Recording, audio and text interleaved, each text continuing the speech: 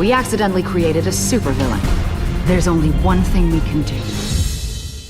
I'll get the cyanide pills. I am Groot. It's hard to believe, but Marvel's cinematic universe has been running for nearly a decade now. The original Iron Man came out in 2008. At the time, I was still in high school. Now I've finished graduate school and we're still waiting for Thanos to show up and actually do something. My point here, aside from the fact that Marvel has really dragged this thing out, is we've been watching these movies for a long time. My interest in the MCU has ebbed significantly over the last few years.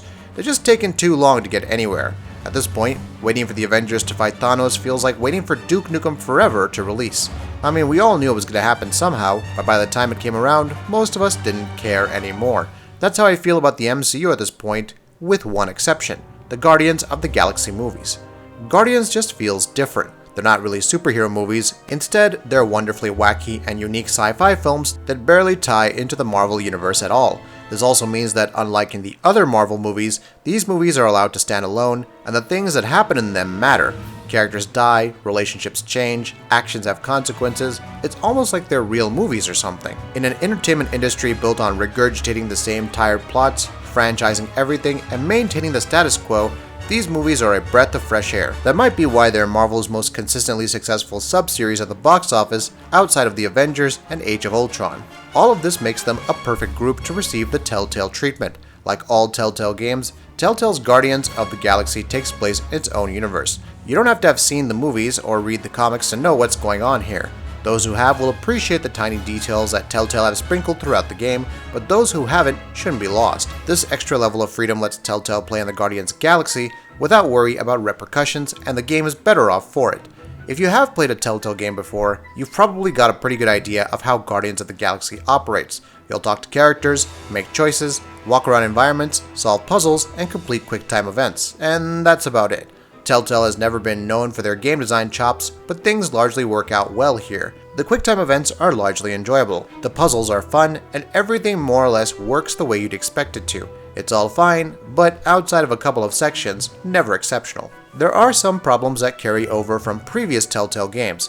The camera angles can be a bit awkward, which means it takes a little extra finagling to get around in some areas. Likewise, it's always easy to get stuck on parts of the environment that don't look like they should trip you up. Like most Telltale games, Guardians also has technical glitches. At a certain point in episode 3, I was listening to a character tell a story while the Guardians were gathered around a table. At a certain point, she just stopped talking, and I was booted from the cutscene I was in into the room proper, while everyone else stood stock still on or around the table. It was funny, but the only way I could fix it was closing and reloading the game. It was the only issue I had, but it's not the only issue people have reported with the game. By this point, we're used to putting up with the bugs in Telltale games, and you don't really play them for the gameplay. Telltale are at their best as storytellers, and that's why we play their games. I'm happy to report with Guardians of the Galaxy that they deliver. The story starts off simple. The Guardians are called to help the Nova Corps, Marvel's space cops, deal with Thanos. Without spoiling too much, the Guardians come into possession of an ancient artifact, the Eternity Forge, that has the ability to bring back the dead, and as you'd expect, things go crazy from there. I don't want to give away any more than that, because the story really deserves to be experienced blind. It's that good, and it rarely goes the way you think it will. At its heart is a firm understanding of and a love for these characters: Peter Quill, aka Star-Lord, Gamora, Drax, Rocket, and Groot. They all feel right. Peter cracks wise, Rocket's a selfish jerk, Drax is a lovable warrior who doesn't know how to be subtle, and Gamora is damaged and wants to do the right thing. As for Groot, well, he's Groot, but even he feels right. Watching these characters interact with each other, whether sharing their joys and sorrows, bringing each other happiness, or causing each other pain, is a delight. You'll primarily play as Star-Lord, but you switch to other members of the team during combat or for specific scenarios, which ensures that no character gets left out. This is important because Telltale makes us care about them. The Guardians are all very damaged people who are defined by their past, and watching them work through their issues together is often joyous, heartbreaking, relatable, cathartic, silly, and sad. This is a story about family loss, grief, responsibility, and the relationships we build up with others, and it's never anything less than compelling. Those who are fans of the characters will love what Telltale does with them here, and newcomers will figure out why the rest of us love them so much. I have to give special praise to the writers, voice actors, and animators here. The writing's great, performances are excellent, and the characters are vividly rendered. Things aren't always perfect, but the highs are so high and the lows so minor and far between that it's easy to forgive them when they show up, which is mostly in episode 1. The other thing I want to point out is how much freedom the game gives you. Your choices really matter here, which is something that hasn't always been true of these kinds of games, even the excellent ones. Here, that's not true. Characters can die and relationships be fundamentally altered by the choices you make. While playing, it feels like many of these decisions could only go one way, but I was shocked to see how different the game was depending on the choices you make. This is a game that demands at least 2 playthroughs, probably more, to see all it has to offer. What's crazier is that Telltale holds all of this together while rarely letting us see the seams. The other thing Telltale gets right is the soundtrack.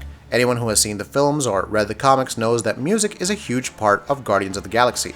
Telltale knows that too, and they deliver here. The soundtrack is absolutely stellar, featuring cuts from the likes of Hall & Oates, Heart, and Electric Light Orchestra. Each one is used at just the right time, and if you're like me, this soundtrack will be playing long after you finish the game. The one I find myself listening to the most, since I completed the game, is Three Dog Night's Shambhala, but the standout is the one that accompanies a particularly memorable sequence at the end of episode 4, and I won't spoil it here. I will say, however, that it's a band I didn't expect to hear, and say that whoever thought to use that song for that sequence deserves a raise. Licensed games are hard. They have to use the license properly and tell a story we haven't heard before while treating the property in question with respect and getting the minor details right. Guardians of the Galaxy is the rare licensed game that manages to do it right, and another feather in Telltale's already illustrious cap. Nobody else makes games like this well. That's a shame, but it serves to reinforce what a great studio Telltale is. I had a blast trekking around the galaxy with Peter, Gamora, Drax, Rocket, and Groot, and I hope to do it again soon with Telltale at the helm. What can I say? I was hooked on a feeling. That'll be it for this video. If you like what we're doing, please go ahead and subscribe, and we'll see you next time.